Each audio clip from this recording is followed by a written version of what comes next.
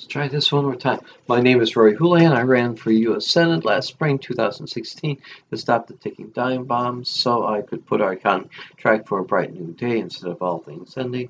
Well, I lost the election, not running, but the ticking time bombs are still here, if not more so. Let me educate you on the ticking time bomb and give you the rest of the story. Part 1N/J, continuation of Lucius Quintus Cincinnatus Lamar, a most unlikely liberal. We're running this grouping in backwards, so you can read it forwards.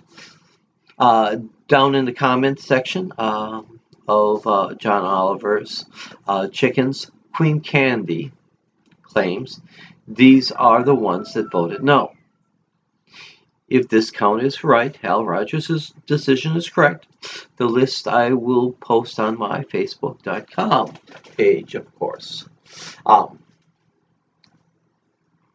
Here's a synopsis. As I said, this was a voice vote, which is anonymous by nature, and the results are up to or subject to interpretation. What I can say is that I heard just male voices in the no vote and female voices with Miss Captors loud and clear. Based on the above list, 26 Republicans voted against the Captor Amendment that day. Isn't that all of the Republicans on that list?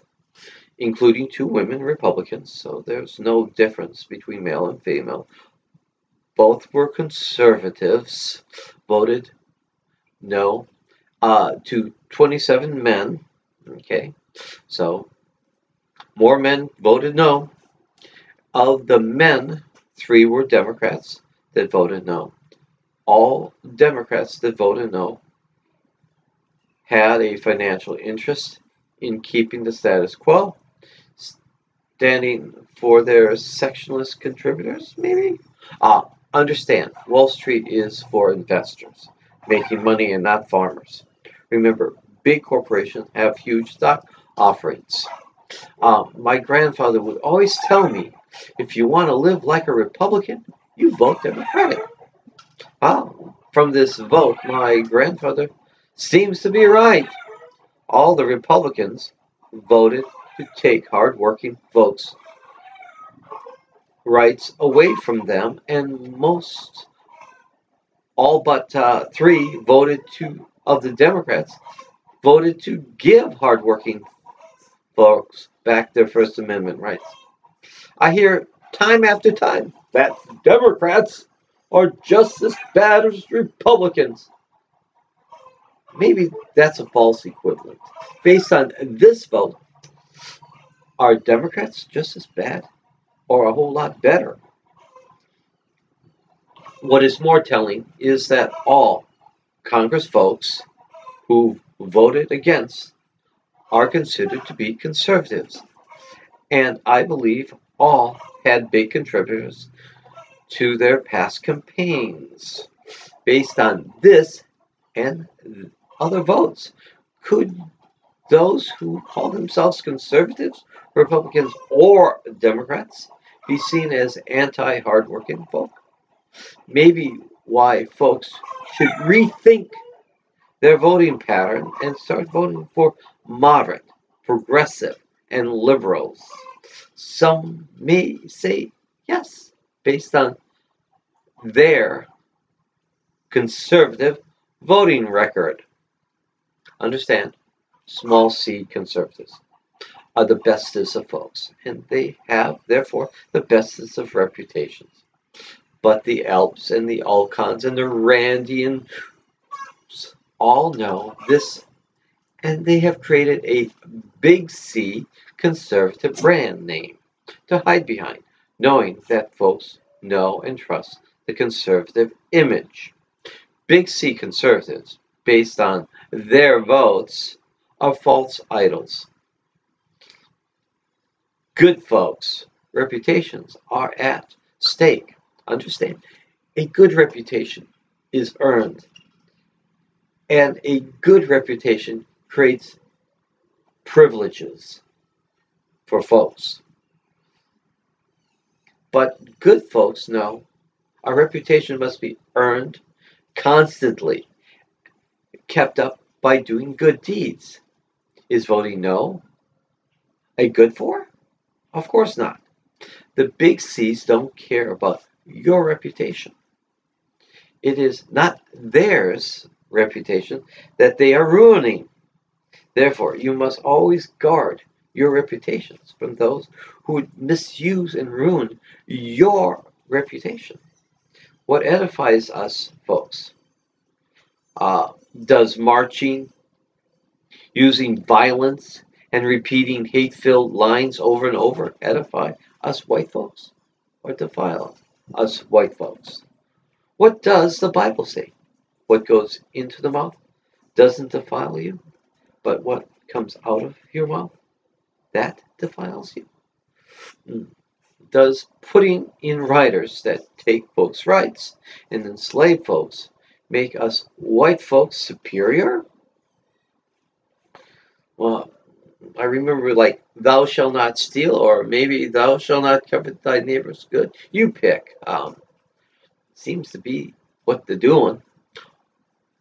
Or maybe a Baptist church sending folks to help those in Texas. I would say that edifies white folks. There is a reason why Lamar loved to tell stories about Uncle Remus, a kind old black man with a lot of country good sense. Graciousness is greatness.